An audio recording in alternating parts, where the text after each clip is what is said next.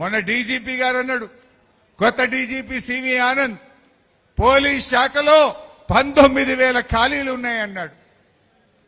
కానీ మొన్న Revanth Reddy second June నాడు ఏమంటుండు, 5,000 కానిస్టేబుల్ ఉద్యోగాలకు నోటిఫికేషన్ ఇస్తామంటాడు.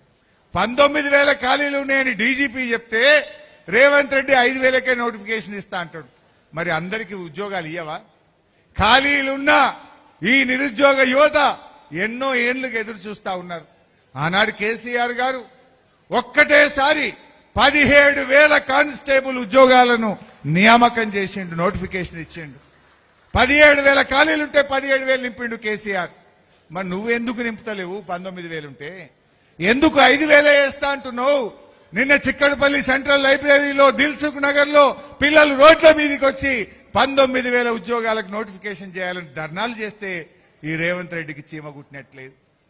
ఎలక్షన్ల ముందు ఏమన్నాడు, ఉద్యోగాల నోటిఫికేషన్లు ఇస్తే అప్లికేషన్ ఫీజు ఉండదు, ఫ్రీ అన్నాడు. ఇప్పుడేం చేసిండు, 400 ఫీజు ఉంటే 800 చేసిండు, డబుల్ చేసిండు. ఎలక్షన్ల ముందు ఫ్రీ, ఎలక్షన్లు అయిపోయినాక డబుల్ ఛార్జ్. అంటే ఈ రకంగా నిరుద్యోగులను కూడా మోసం చేసినటువంటి పరిస్థితి.